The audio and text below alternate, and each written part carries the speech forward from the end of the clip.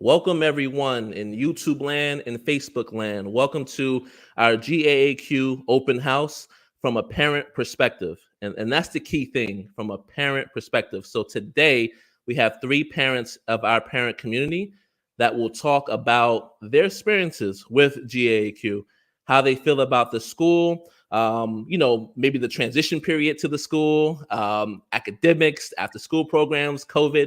It's going to be a lot of questions up in the air today, right? But we want to hear from our parents. So you as parents out there, if you're looking for a new school home, now you may have a chance to listen to our parents talk about their experiences. And it can mirror some of the things that you might go through, and it can answer some of your questions that you may have as well. Because as we know, admissions are open for all schools in Qatar. And we want to just make this a palatable conversation for you. Instead of hearing from us all the time as administrators, you hear from our community itself, okay? And so what we're going to do is, first off, introduce everyone, right? Because we introduced the show, introduce why we're here.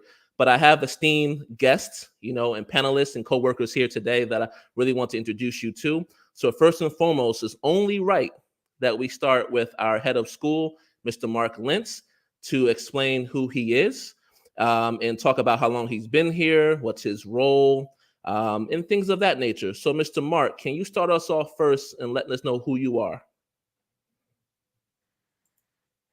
Yes. You guys can hear me? You can hear me, Justin? Yes. Awesome. Yep.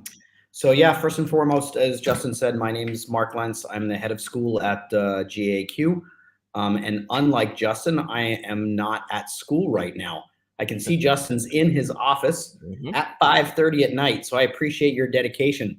I rushed home and just cooked dinner for the family and made it back up here to the spare room in time to talk to all these lovely parents. So, and yeah, I won't say too much more other than to thank Ophelia, Donia, and Ira for helping us out tonight and being willing to talk to you guys and answer questions for any current parents out there in the video stream, or any potential or prospective parents. And if you're a potential or prospective parent, hopefully you learn enough to at least want to come check us out, because I think we're a pretty awesome school.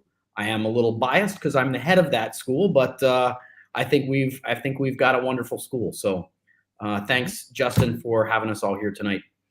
Not a problem. Thank you, Mark. And Ophelia, we'll start with you first. So we already know your name, but let us know how many children you have at the school, how long you've been a parent here, and where you're from. Okay, so my name is Ophelia, and I'm originally from the U.S., from New Jersey. Me too. We've been, go Jersey. Me too. Yeah. And we've been here in Qatar for almost 8 years, but we've been with GAAQ now for 3 years, and it has honestly been a wonderful experience. And yeah, I think that's all you asked me, right? Yeah. If you're willing to share all that, that's not a problem at all. It's your show, whatever you want to do. But thank you. Yeah, thank you. Not a problem at all. All right. So next, we'll go with Ira. Ira, can you let us know who you are, how many children you have at the school, and how long you've been a parent at our school, and where you're from? Okay. Thank you, Justin. Thank you for having me. My name is Ira. I'm from Indonesia, and I've been part of GEMS family, GEMS AAQ family since its opening back in 2014. So I have two children at the school. Pilar, my eldest, is in grade 11, and my youngest is in grade 2. So it has been, as Ophelia said, has been a very wonderful experience, and I really appreciated how the school conduct the online learning since COVID. It's really a highlight for me. And we really appreciate that too. We tried our best to provide the best quality, even online as well. And I'm very intrigued to hear your comments, since you've been here since the first year. That's amazing. Yep. So definitely looking to hear from your comments as we go through the conversation. All right. Lovely. Okay, and then Donia, can you let us know how long you've been here, how many children you have at the school, and where you're from? Yes, hi, I'm Donia. I'm from Egypt. I have 2 schools already in the school, 2 kids in the school, and number 3 is going next year. Yep. Actually, we have been in a family of GAAQ since its opening, and the best thing that my kids started the first year of GEMS American Academy, and from their first years as well. So they will be, I think, the first group that took all their, inshallah, yani, then they take all their education in GEMS. Mm-hmm. Yeah, I hope so. We're about hopefully. making records. No, thank you. Thank you. Definitely been a good parent, longtime parent here as well. We really appreciate you here on the panel today. Okay. Yeah. And I think last but not least, I'll introduce myself. I'm Mr. Justin Tyler. I'm the parent relations executive here at GEMS American Academy. This month marks my 4th year with the school. And I plan to have another 4 years, so it's been a great ride so far. My role, no problem. My role really is involved with the parents. We built a role for parents so they have a voice. They have someone that's a trusted source of communication and accountability in case no one answers any emails or they need to get in touch with someone or don't have answers for something. I'm kind of the customer service wing, and along with my receptionist to help out the parents. And so I can't be everywhere at one time, but I do have receptionists that help as well, and a wonderful front of house staff that helps too. And that's a little bit about me, but the show is not about me. It's about the parents. So let's move forward with the parent conversation, okay? And so I have a bevy of questions for our parents. There's a lot that I want to go through. And so let's start off with this question here. And this is for any of the parents to jump in. What are the reasons that prompted you to leave your previous school? And before you answer that, please do not mention what the school was or the name of the school. We just want to know the reasons why you chose to leave and maybe look at other schools. So anyone could start. I'll let you go. Go ahead, Ophelia. Mm-hmm. Okay, so I left my previous school to come to GEMS because I was told by a friend of mine that it was a really good place to bring my kids, and really, I'm really happy with that decision. I left the school because I just felt that they weren't really getting what they needed emotionally. I mean, they were learning, but I think that the proper setting for kids is not just about learning. I think that there's the social and emotional elements to learning. And the moment that I walked into the school, I saw so many things and I was like, whoa, I'm absolutely in love. And I think I told you that the moment I saw you, Justin, I was like, whoa, Mm-hmm. I'm already like, I'm done. I'm good. Yeah, this is it. Like, I just hope that they pass the exam to get in because I'm happy. Like, just the moment you walk in and you see all of the positive notes on the stairs and on the walls, and it just makes you feel good as a parent because you know that it's not just about, oh, they're going to school, but they're going and they're going to have some social learning. They're going to have some emotional learning. They're going to be in, like the staff is engaged with them. So it's just, it was incredible. And I was so happy that I pulled them when I did, really. Thank you. We're happy too. Wonderful kids. You really do have. So appreciate that. Ira, Donia, what are your thoughts on that question? We're not in school previously. This was my first choice. Mm-hmm. I came to GEMS because of the repetition, because I know it in the UAE, so I already know the repetition of GEMS organization itself. Mm-hmm. So that's why I was so happy when it opened, and it was just in front of my house. So I was so lucky, just in front of my house, and the repetition that I said, why there is no GEMS in Qatar? The next year, GEMS opened. So it was really the repetition, the most important thing for me. Yeah. And once I get in, I never regret it at all. This was the decision I took for the kids, really. Right. That's great to hear. I think the moral of the story is that if you ask for something, that you'll get it. So maybe you ask for about 20,000 Riyal, you might get that too. I'm just saying, you might want to ask that for yourself. Just 20,000. A little bit more, maybe more. You can add a zero on, whatever you want, you might get it. All right, thank you for that. And Ira, what about your experience, because you've been in for a long time? So for us, the reason my child left the previous school was because they don't have higher grades for her. It was she was at KG 1 at the time. So the school did not have a higher grade. And the second, because of at that time in Wakra area, there are not many international schools. And GEM with the noteworthy facilities, it's so obvious that attract us. So we decided to go to the school, and at the time we met Rachel. She was kind of the Yes. parent relation and the admission Yes. go-to person like Justin. So and then we met with Principal Terry at the time, and their reception, their explanation, and help us to understand about the school, the curriculum, and many things. It's really convinced us. It's really a great assurance for us as a parent, because at that time we are wondering or what type of curriculum that the children should go, either American or British, and which one is more translatable to university or another school if we move back to our home country. So that was our experience, our initial experience that lead us into many more years with GEMS. All right, and to follow up with this question, I do have another question as well, because 2 of the 3 families are not from the U.S. This question means a lot to me as well.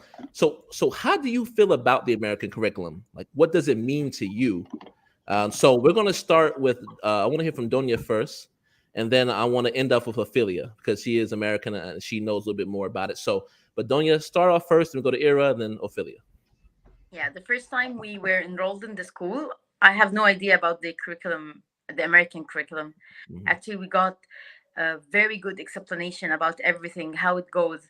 What most I like is that they really care not only about education, but they really care about the personality and how the student will get the information by himself. They are not spoon feeding them. This is what really amazed me, that they're just not just the students are not just sitting getting the information from the teacher and that's it. No, that they are doing the effort by themselves.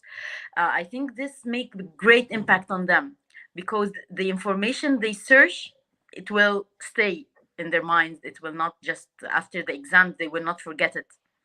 And also I'm amazed by the amount of the information they are getting. I never imagined this. Experiments they are doing by their hands inside the class. The relationship with the teachers, it's amazing, really. In back in my country, we're not used to this, or me in my age, the schools were not like this.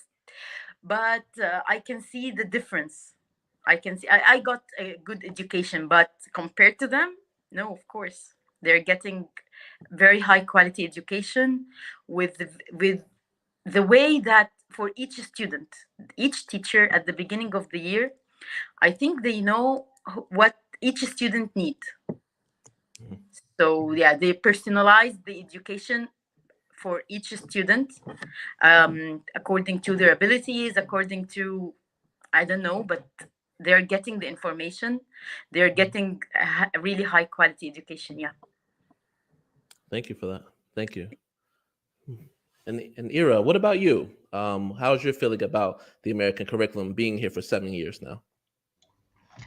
So one of the things that I recall vividly from my conversation with Principal Terry at that time, because I asked him directly at that time, what is the difference between British and American curriculum? And after all the explanation about the requirement and everything, but there was one example that he used that really stay with me. It was like, so he said, first, if you go to British school and your children not wearing tie, they will send the kids home to get the tie and then ask and the discussion. But in the American setting of school, the children, they can come to school and there will be discussion why you forget your tie, and it will be depend on the reason. So it encourage a lot of discussion, encourage a lot of critical thinking. So for me, that is very important, because I want to emphasize on that part for my children, the discussion, the ability to have a critical mind. And that is one thing that I really stay with me. And the other thing was like a British and American curriculum, they have their own emphasis.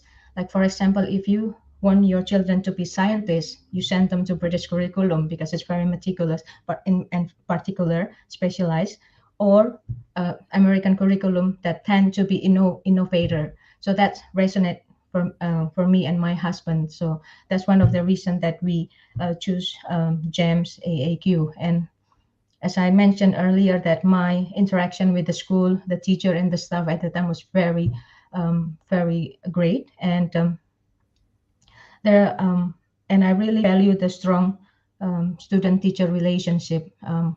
And for my children, it's really a great, significant factor for their learning. And I really highlighted Miss Maya, Miss Amanda, and Miss Sarah Lydia, how they build their relationship. So it's really, I can see how the children progress in their learning, because somehow, I don't know with Donia or Ophelia, for me, the children is often leaning toward the teacher instead of the parent. So if the teacher say, read 20 minutes a day, they will read. But if I ask them to read, they will no. And there are many other things they will say, oh no, Miss Maya said this, oh Miss this said this. So they don't follow the parent somehow, they just follow the teacher. So, and the relationship that they built, it's really important, in my opinion, for the children's progress. So I really appreciate that.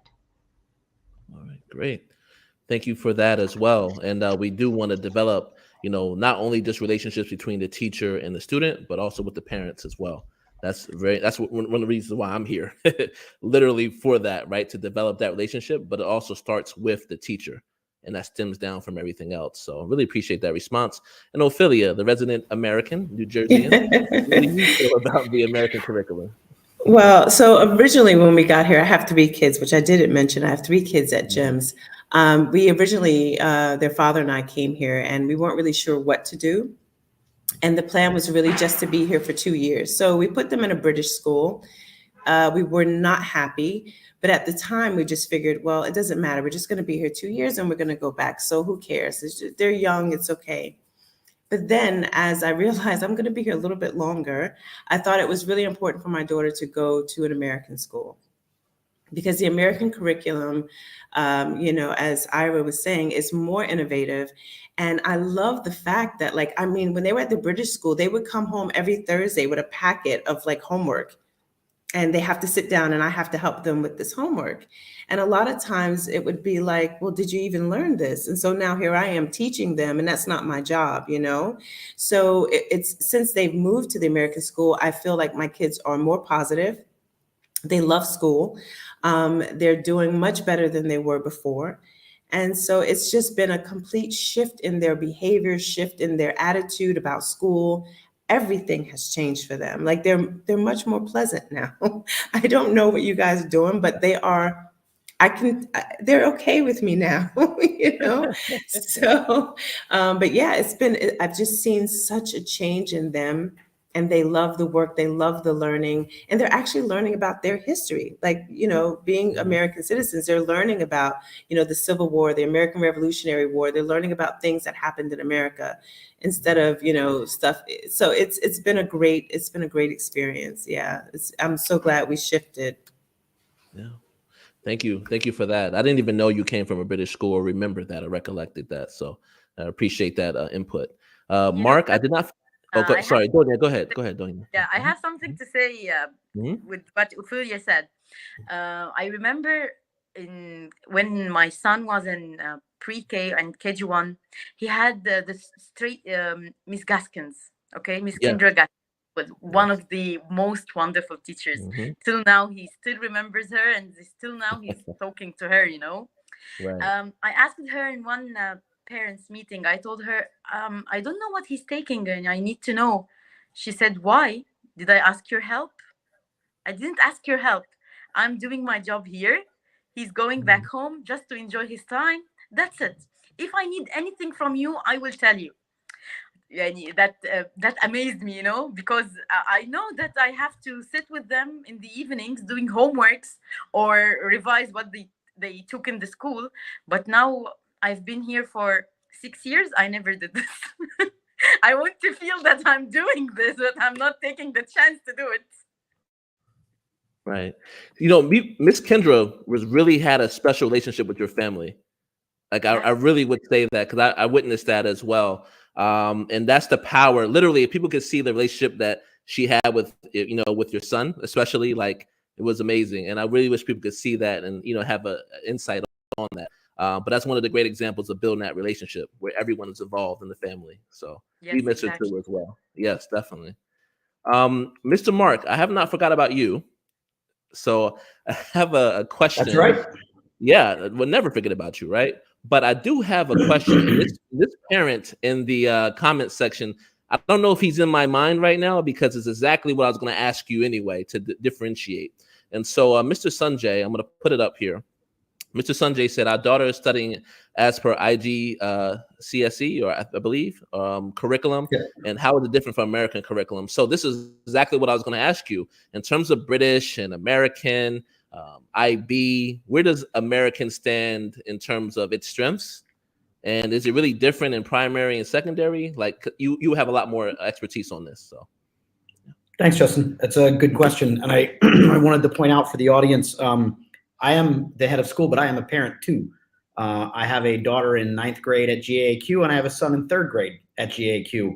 And so I am very much a parent, you know. I know we're not a perfect school. There is no perfect school out there. You know, there have definitely been those days where you scratch your head and you think, golly, I wonder why that teacher's doing that, right? But they've had a great experience. I was lucky enough to adopt 2 amazing kids, and they came in with little English. And one of the things, this isn't about the curriculum question, but one of the things I've seen with my own kids and I've seen with so many others is, sometimes you go into a new school and there's that stigma. You're the new kid, maybe you get bullied, maybe you're not welcomed, maybe you're going into a class of a grade that already has a clique or whatever. And I'm not going to say that there's never been any bullying at my school. That no school can say that, but I mean, more than, Ophelia, you said, was it you, Ophelia, said you just walked in, we're like, I'm done, right? Like, this is it. Well, that feeling, that atmosphere was what I came into my first time I walked in.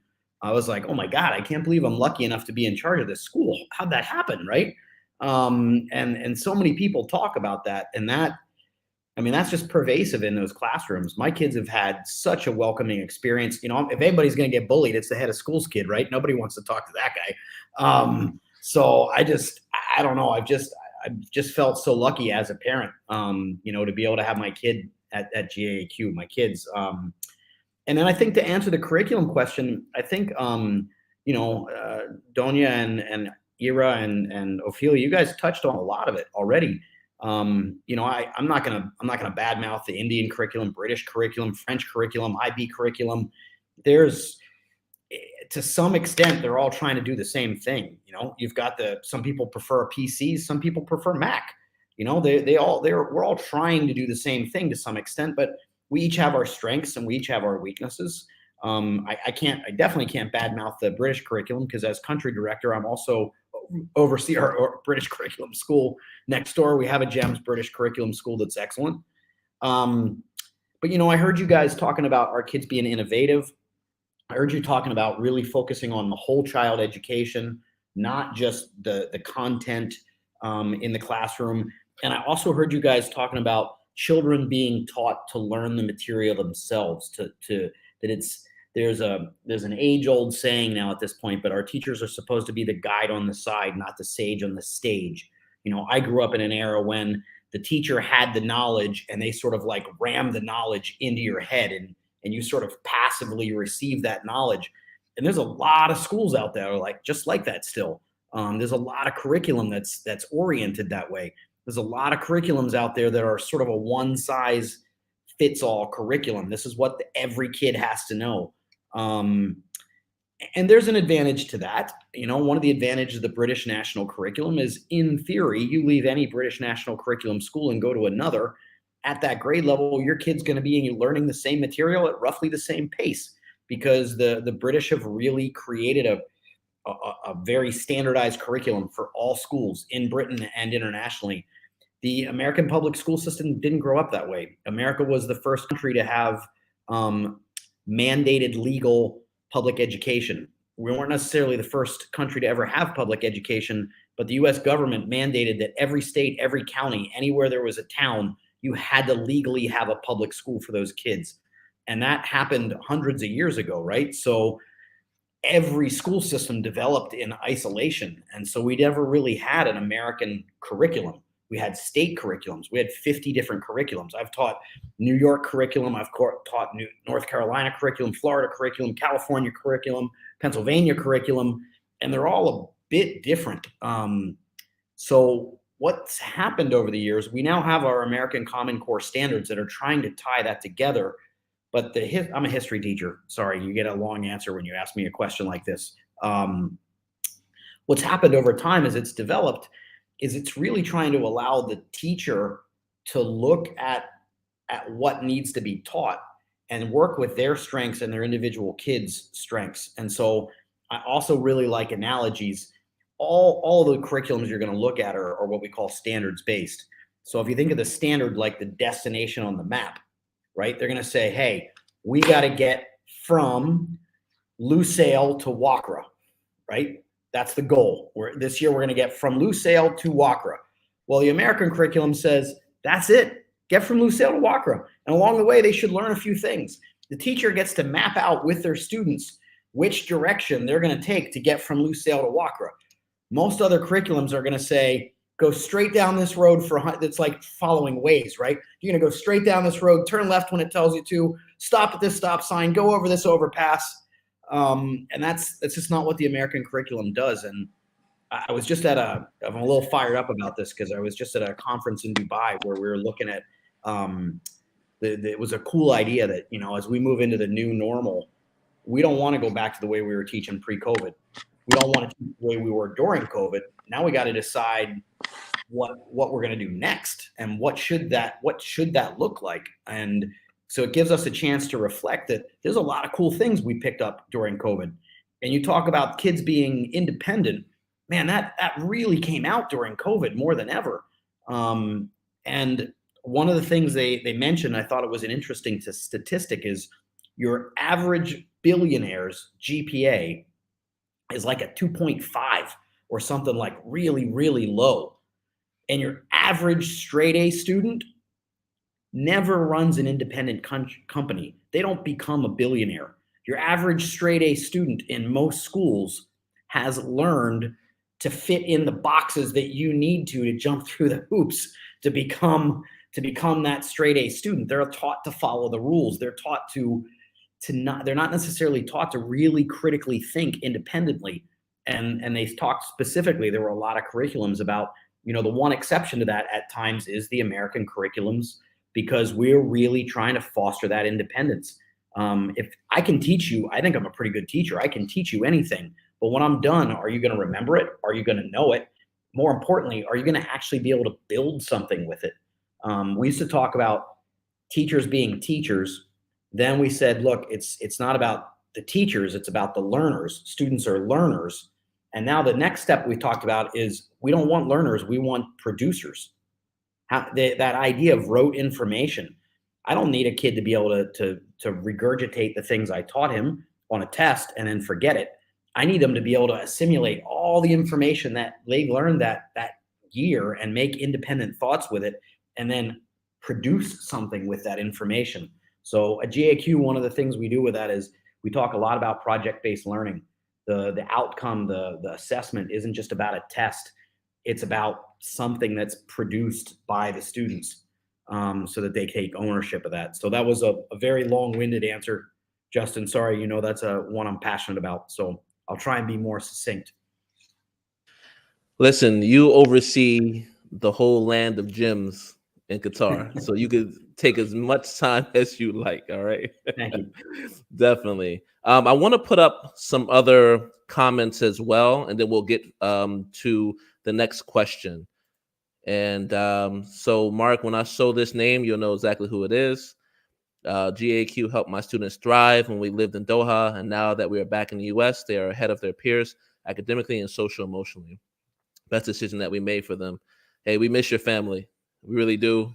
I really appreciate these comments. I know Mark does, and I know the parents can concur as well. So really appreciate that, Tiffany. And then she also goes on to say, the teachers and admin go above and beyond to meet your children where they are and design a pathway for them to succeed. I believe that too. All right. Awesome, Tiffany. We miss you. Yes.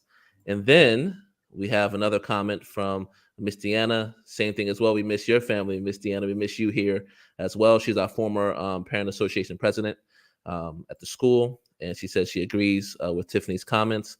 So that sounds great as well. All right. And then, as I said to the chat, if you really support our parents, drop a like for the video. Okay. Really, they came on their own time, right? I had to beg and plead for them to come. They came. No, just joking. They willingly came out, and they really wanted to talk about the school. So just drop a like, subscribe to our channel. Just let us know what's going on in the comments in support of our GAAQ parents. So let's switch gears and go on to another question. I have 15 questions lined up, but I'm not going to go through all 15. It's not going to happen, right? So let's go ahead and go to the next question here. What changes have you seen in your children while being a GAAQ student? So, Ira, we'll start with you first, and then Ophelia, you can chime in after that, okay? So, all right. Well, at the time when we decided that we will enroll the children at GEMS, we noticed that in our children, they need to improve their social skills and self-confidence. And then with GEMS curriculum, the American curriculum that you guys offer, and with the warm appreciation of the staff, so we enroll them to GEMS, and we see a great progress in them, especially in my youngest, because the first time she joined pre-K at the time, she was very shy. She did not mingling with her friends at the time. It was quite a difficult time for her at the time, but I really appreciate the teacher at the time. It was Miss Kimberly, and she really helped Kinaya to move forward and build that skill to interact with her friends and to build a self-confidence. And I can see that throughout the years, and every teacher, I've been blessed that every teacher that she has until today has been a really great teacher, and it's built up for her the confidence, the social skill, and in her, and I can really see it. And also for my eldest, she also need to build that confidence in herself, and I can see that over the year. But I really highlighted the critical thinking that she has developed through the education that she got from the school. So she always engaged me with a very challenging question and able to give her argument, and that's I really appreciate from what we got from the school, from GEMS AAQ, and it's really progressing throughout the years. And COVID doesn't change that, which I really appreciate that. Even though it was a hard transition for them, and I believe for the school as well, but under Mr. Mark leadership and the team, it was really great. 2022 was not good for us as a panic parent, and I really see that the children also able to adjust to that situation and they're still in a happy, good mood. And I really applaud you, Justin. You have been our go-to person, and you know how to handle angry mom, furious mom, panic mom. You are able to do that. I really appreciate it, and thank you for that. Appreciate you. Thank you. It's my honor. Thank you. Well, I don't know how to go on with that. I always used to make a joke when I was younger. I was like, it's hard to make me blush. I think I'm blushing a little bit now, and I really appreciate that, Ira. Really do. Donia, can you go ahead and answer this question as well? Like, in terms of how your children have changed while they've been here, talk to us about that. Yeah. I will not talk academically, actually. I want to talk about something else. My son is diabetic, and he has been struggling with this for too long. But literally, in the school, I feel like he's at home. I don't care. I don't stress myself about his blood sugar. I don't stress myself about how he eats, who will give him the insulin. Every year, when I go to talk to the teacher, I found already that the nurses tell him about everything about him. how many times they go to check him, and they never complain about it, you know. They never let me feel that um he is I don't know how to say it, but that they're doing extra thing for him. They're going to check him like 5 times a day with a smile, as if it's okay. We're just going to check on him. They're giving me feedback every time, asking me how much we should give him for insulin, how much insulin we should give him. Actually, this ease me too much. You know, I'm not surprised that sometimes in school his blood sugar is more accurate than outside. You know, because they really care that if he eats anything, they just inform me he ate this, he ate this, he ate this. um I will not forget the day that he had a small accident in the school when he was unconscious because of this, and how all the school, I think, Mr. Mark, you made that day, you made a meeting with all the teachers and all the staff, and you told him about him and what he should be done if this happened again, and you make sure that this will not happen again. And it doesn't, actually, it doesn't happen again, alhamdulillah, till now. But really, I feel secured. Yeah, because you know, academically nothing can be said. We already say everything academically. But really, the parents should know that when we put our kids, we are giving our lives, you know. These are our lives we are giving you. And GEMS is the best place to put the kids. It's a safe place, safe environment, literally a safe environment, emotionally, and also the health, because they care about him emotionally. Miss Nina, she's the greatest nurse ever. Yeah, Miss Nina. She always, how many times she was telling Adham, "You're like my son. I care about you." Sometimes he gets frustrated that they don't let him eat or something. She keeps talking to him, ease on him, telling him that it's okay. You have a condition. We should act accordingly.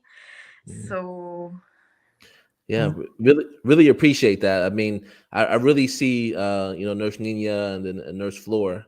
yeah. They're Yes, all over the Victoria. school. I'm so sorry, Yeah, Nurse Victoria. She's amazing too. of course. They're a team, and they definitely do like 15,000 steps a day, for sure. They're all over the school, 10,000 for Adham, I think.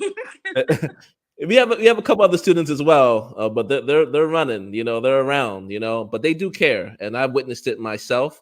And health and safety is the most important thing for families. I think at the end of the day, academics is important, but the health and safety of their children, to know that, hey, 8 hours of the day, I really trust this school with my child and the development of that child. I think that's the most important, and really appreciate you, Donia, for emphasizing that with your personal story. Really do. All right. And then Ophelia, any other things to add to that? The most important thing is, just like I said before, is I just see so much confidence in them now. And I've just seen them grow a lot as like little individuals. And so it's really wonderful to see them develop in this way. Like my youngest son, he has like a hyperactive disorder. So immediately when he gets a new teacher, I'll tell them he is a little hyper. But he's the type of child, if you give him more work, it will calm him down, because as long as his mind is busy, there's no problem. Like I've always known that he's a little hyper. So I tell them, if you see him fluttering, it just means he's excited about whatever you're teaching him. This is excitement. This isn't someone who wants to be disruptive. And so now that they understand who he is and what the issue is, it's never a problem. And they never say anything about it. And when I ask them, well, is he fluttering? They're like, yeah, but we know now, like we understand he's excited about it. He wants more, So it's, the teachers are extremely supportive, which allows the children to be themselves. It allows them to have that connection with their teacher. So that way the process of learning is something that they enjoy. And I think that is the most important thing as a parent, is that you want your child to not only learn, but you want them to enjoy the learning. You want them to feel that they're loved in their class, as if this woman she's not just my teacher, but she's also like my friend, she's my guardian. And that's you really can't ask for more than that. You really can't. So that's something that really touches me. It touches me a lot. And that's why I said in GEMS, the one thing I love is that you guys have the SEL model, which is the social and emotional learning. And that is so important to me. Thank you for that. I don't have any children yet, but I love coming to school because of the children. Like, it beats working in an office. In an office, you just work the same pace. It's like Groundhog Day. You see the same people, things like that. But students will always turn my frown into a smile.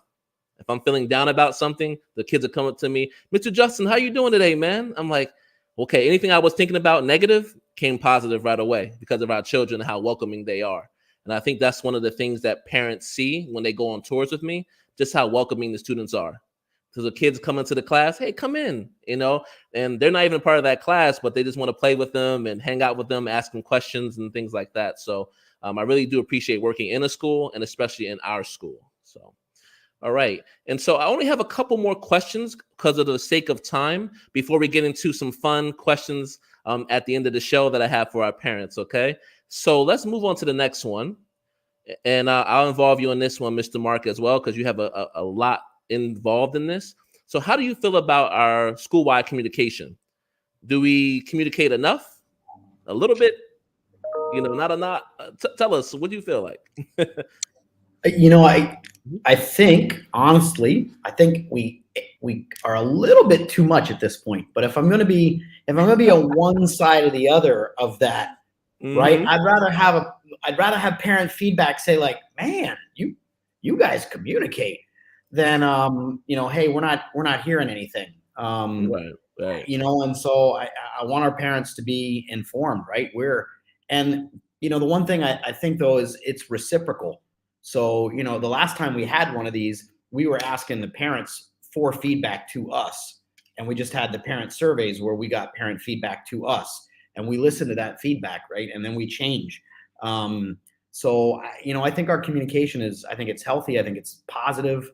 I just had a parent that I talked to on Zoom yesterday who's, she's concerned about her son because of the amount of work that's going on with COVID. And he's not really himself. It's one of the things that came out in the conference is teacher burnout, student burnout. Like COVID's nobody's fault. But it was really interesting to see just like every school everywhere going through that same thing. But one of the things that she talked about is she's like, one of the things that's helped us get through it is all that parent communication. Every time there's been some crazy change or every time there's some new thing happening, right, you make sure we don't miss it. And so, yeah, I think especially with these crazy COVID times, it's better to over communicate than under communicate. And then there's always, if we're over communicating too much, there's always the Raptor report. If you don't listen to anything else, right, you just go to the Raptor report and you can look in there, you will find what you need to know. Definitely, Mark, and I appreciate it. Myself and Mr. Mark, we work together sometimes on these messages. Sometimes he writes them himself, and I just feel like it's better to give more than to give less, right? So you will hear it from us before you hear it from someone else, right? So, but parents, how do you feel about our communication? Is it just enough? Is it not enough? Can we do better? What do you think? Sometimes I feel worried when this letter is late till Saturday. Why is not sent on Thursday? How come? When it's late, I keep checking my phone. Something's wrong with my email or what? Oh, yeah. I mean, there's an explanation for that. Sometimes we get information, a little bit later than we need to, and then it also has a trickle down effect to how we give it to our parents. And before we give it to our parents and communicate it, we also have to make sure that it's verified, that it's true, and that if there's any other details that need to be communicated. It's my Thursday routine. Oh, Thursday routine, I should open my email and check the newsletter, everything, Yeah. I know what you mean, though. I know what you mean. If I got something on Saturday, like an SMS, I'm like, oh, what happened? Did I miss something? Right?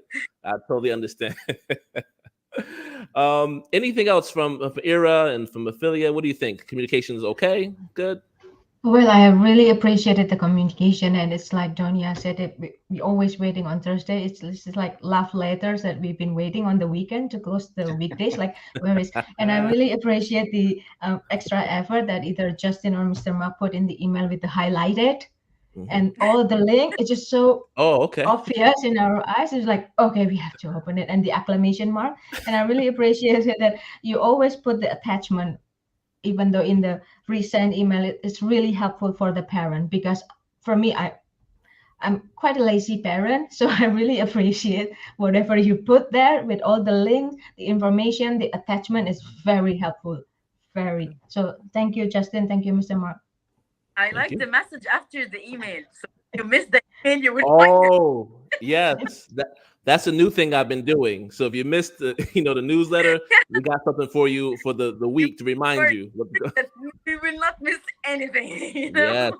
I'm glad you're recognizing that. Yes, that makes me feel good to know that you're recognizing that. Ophelia, go ahead. I'm sorry. Go ahead. No, I just wanted to say basically the same thing. It being highlight, because as parents we have so much going on. At least I do. I have like 2 jobs, 3 jobs. It's crazy. So when I get it and I look at it, I know all I have to do is look at the highlighted part, and I'm like, okay, I got it. Okay, I'm good.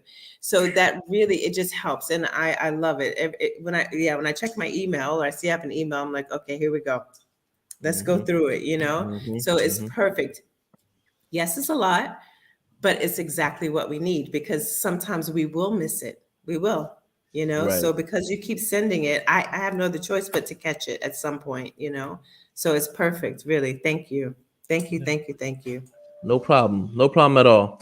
2 things I'll mention. Number 1, I'm at school late. So if you hear people cleaning in the backgrounds, because that's their job. They're cleaning at this time of the hour, right? The second thing is, when it comes to the highlights and the bolding and italicization, underlining, one little fun fact about me that a lot of people don't know, I'm a certified resume writer. And so my goal is to make people train their eyes to where I want them to go. And so part of that process is for them to see the italicizations and the bolding and the highlights and things like that. So that's a purposeful thing to do. So you, as a parent, you're able to skim and see exactly what you need and where to go. So I try to do that, and it sounds great to hear the reflection of that and saying that it works. So we'll continue to do what works. All right. So one more question, I think, and then we'll move on before we end the show soon. This is a question that I really want to hear, and I really want other parents to hear as well, because inshallah, when we move back to normal schooling, right, with all the restrictions lifted, I want you to hear how it was. So if you were a GAAQ parent before COVID, tell the audience about our school events, after school clubs, and how school was at that time. So anyone can start. I just want you to give your opinion and your thoughts about that time. I miss that time, Justin. Sorry, Donia, go ahead. I just want to say I miss that time. Yeah. Go ahead, Donia, go ahead. Yeah, I miss after school activities. I miss the celebrations. I miss how we go to school. We find the kids everywhere with the teachers. Really, the school before COVID, when you go inside the school, you can feel it's alive. It's a live school. It's not a normal school. You can find some students here measuring something for the math project, and some students coming from the PE, some students going to the music, some students are going to annoy the nurses sometimes, Really, it was alive. I miss this. I miss the international day, especially. I miss this one. I miss the international day. The crazy hair, 100 days of school. Yeah. After activities, really, I want them to be back. The first thing to put in your agendas, please, is the after school activities. Definitely. Because they're making difference, really. The after school students can learn anything they want, not non-curriculum activities. They can learn Spanish. They can go to Quran lessons. They can. No, it was perfect. Yeah, we miss it too, and we really miss the parents in the building. Is really restrictive a little bit. And the one thing I miss a lot is the parent cafe. Just seeing the parents in there hanging out. And I can't even get like fresh orange juice anymore. I used to get a fresh orange juice and things like that. But we definitely missed the parents' presence, because I think it does. The buzz is down a little bit. I mean, obviously the students are around, but when parents are able to hang out and not be rushed to get out the building, it was an amazing time at that time. So, all right. Ophelia, anything you wanted to add to that, or? No, I think that, they pretty much summed it all. You guys had the basketball after school and stuff through the other group. It was, I kind of can't wait till everything comes back so the kids have something to do, because right now I feel like they're missing that socialization, those moments, they're missing that. So I really can't wait till things calm down and we get back to normal. Right. Definitely. Hey, I got to jump in on that one. We're meeting tomorrow. Yeah, of course. The latest thing they put out says we're allowed to have ECAs in sports. So really? I got that yesterday. We're meeting tomorrow. We'll have it figured out. And I was just in a meeting with heads of schools in the country all over talking about whether or not they're going to have ECAs. And there was a lot of feelings with, well, we got 2.5 weeks, and then you got spring break, and then you only got 2 more weeks after that. And then you got Ramadan. So, we haven't had it in so long. I was like, what are you talking about? These parents and kids have waited for 2 years for ECAs. I don't care if we only have 2 weeks. We're going to have after school activities. Right. So, yeah, that is where it is happening one way or the other. I don't know what it's going to look like, because they got all kinds of crazy not mixing bubbles. And I don't know. It's not going to be exactly the same, right? But if we can do it, we're going to figure out a way to do it. We owe that much to you guys and your kids. Wow. That's like hot off the presses. And and to be completely transparent, I had no clue he was going to say that. No clue. This is just fresh off of his brain. We did not choreograph this or anything like that. That's amazing to hear from me, because I was a basketball coach when this happened, and I'm wanting to get back on the court with our kids. So that makes me happy as well, Mr. Make it happen. Yeah, that's amazing. That is amazing. Now we are at almost the end of our show, but I want to do something different.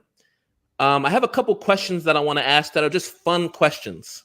They're going to get you off your foundation a little bit, because they're just fun questions. You're not going to know what I'm asking, right? So this is the time where we have 5 fun questions to end our show. Because of the time, maybe about 2 or 3 of these questions. And so you don't have to go and wait for anyone. Just kind of blur out your answers. I really want to hear some of the thoughts you have. So the first question, fun question, is which emoji do you use the most? This one. Smiley face. Smiley face? Okay. All right. Oh, okay. I don't know what that one is called, Donia, but yeah. Got you. I can Ira, which one do you use the most? This, the last one, but it's a little bit tilted. Oh, okay. Yeah, I know what you're talking about. Yeah. I don't know the name of that one, though. I use the thumbs up the most. Yeah. Yeah. He does. Oh, yeah. Ophelia, what do you use? I think you're on mute.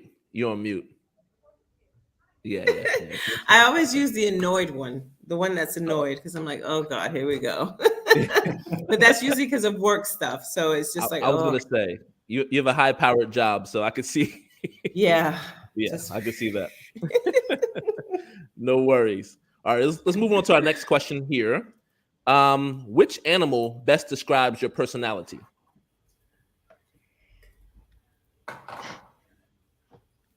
I think I'm about a 90-pound, 6-month-old Labrador Retriever. I'm picturing that. Oh my God. Okay. I'll take a stab at this. I think I'm an owl. I think I just like to observe a lot of things, right?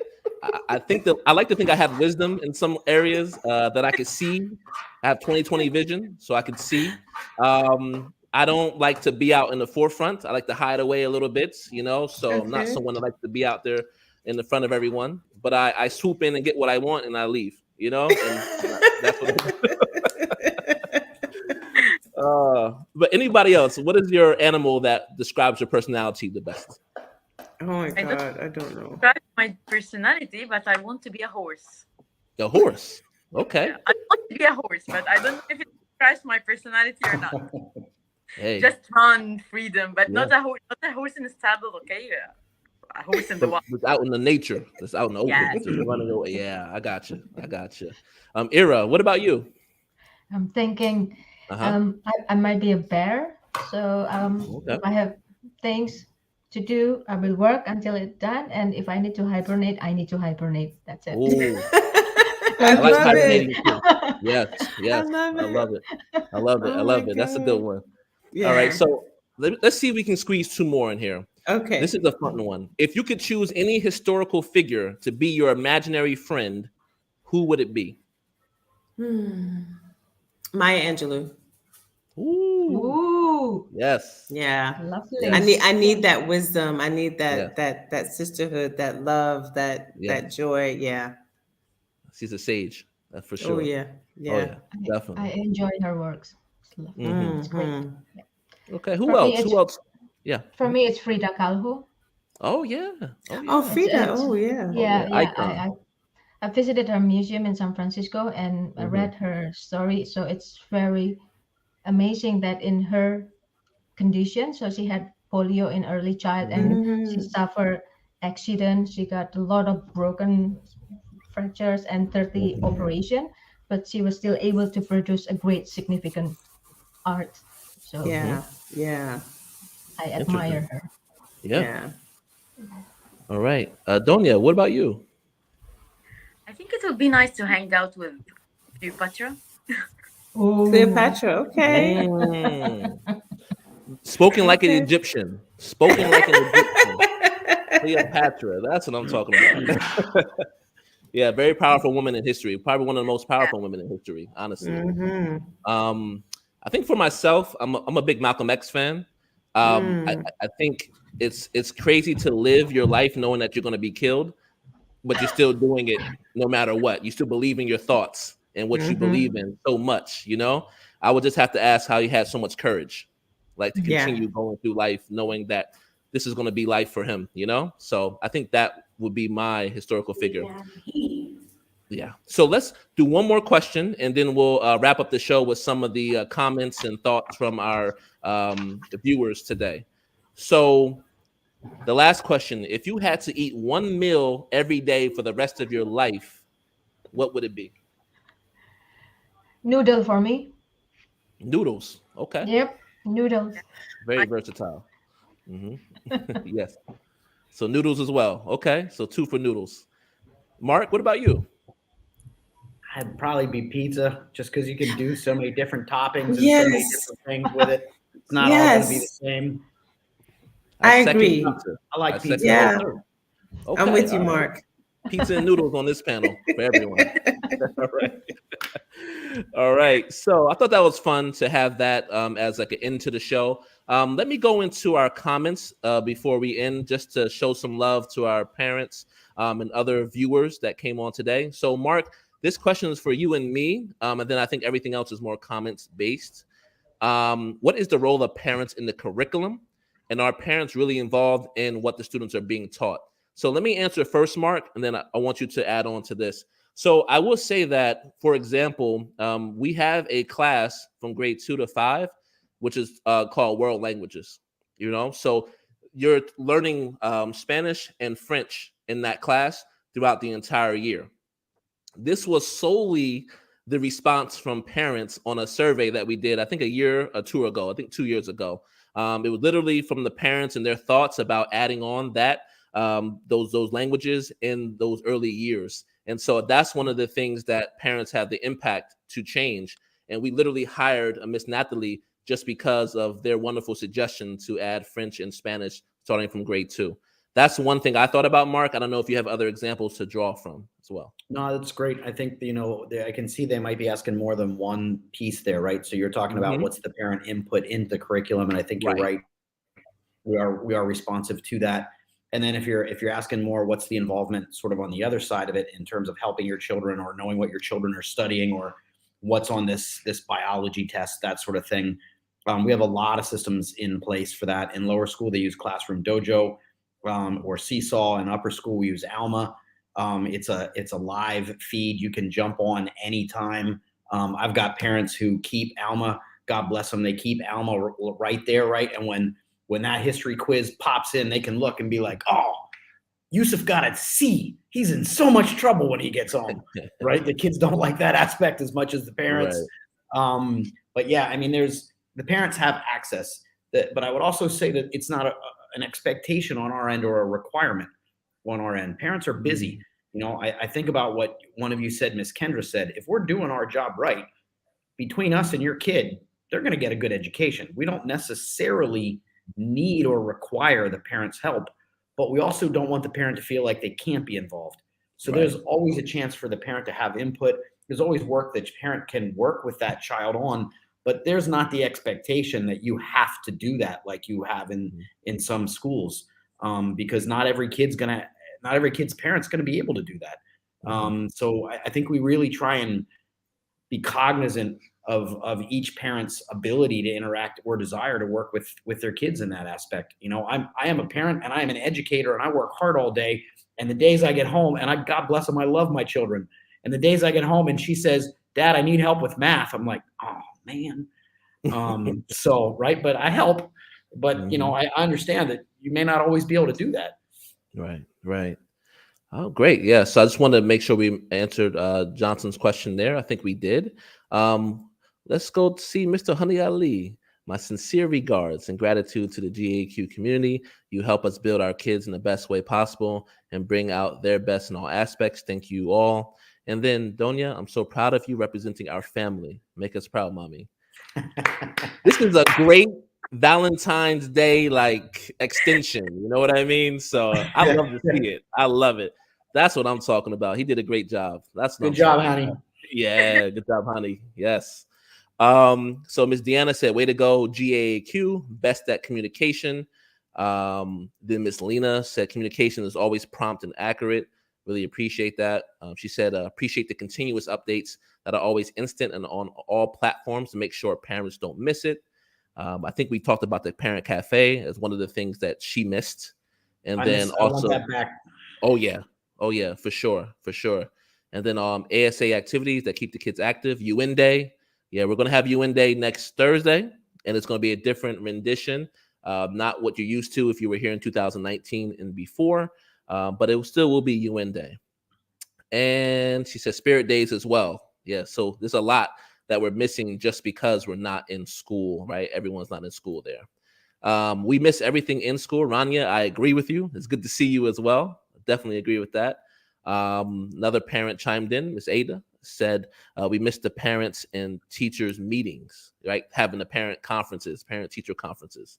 Yep. And Miss Rania said for Native students, which grade will start Spanish language? So Mark, I'll give that to you. Which grade starts the Spanish language? Yep, they can start Spanish as in like you said, in lower school. There's the opportunity for some of the kids to take the modern world languages, which is just kind of like a sampler platter, a little introductory course. It's not really designed for them to really fully be learning either of the languages, but starting in 6th grade, they can pick a track and they can take Arabic, Spanish, or French. Some of the kids choose to take Arabic and Spanish or French. It's a little harder to work out in their schedules. We can do that, but it's just a little bit more complicated. All right. And that is the end of the questions there. I'm going to take this prompt off. So that was it. So how did everyone feel? Was it a fun show? It was a lot of fun. Right, yeah. Thank you for having me. Yeah. Really appreciate thank you. it. Yeah, I really Thanks, guys, appreciate for being willing to help us out and speak to the parents. Appreciate that. Of course. Yeah, no problem. And this is just a small sample of our parents, but I'll tell you, these are some model parents that, you know, a lot of, you know, our parents are just like these parents here on this panel as well. We couldn't fit 1,100, you know, parents on this panel, but we did select a nice sample size for you as well. So again, I thank you for everyone for coming, for the panelists here, my coworkers, and then all the viewers as well. We really thank you for taking out your time today. And this will be on replay as well on our YouTube page and also on Facebook. And the last bit of business, I have to say this because this is my job. You can get in touch with me if you have any questions about enrollment, because that's a season that we're in right now. So if you need a tour of the school, I'll be your tour guide, right? If you have questions about the school, the academics, what goes on, I'm also the person that can answer those questions as well. So this is my email address here. Once you email me, you're in my world now, and I'm going to give you the most information that you can have, right? Because that's what we do here. So make sure that you reach out to us. And if you're a current parent at our school, feel free to tell people to come see me as well, because you can get a 4% tuition discount for each student that gets referred to the school, okay? So remember that as well. It's unlimited. It could be 4, could be 8%, 12%, 16%, 100%. Up to you how much you want to do it, all right? I'm going to go now because I'm talking too much, but have a great night. Thank you for coming out, and salute to you all. Really appreciate you. Thank you. Thank you. Thank Bye, you. everyone. Bye-bye. All right. Bye, guys.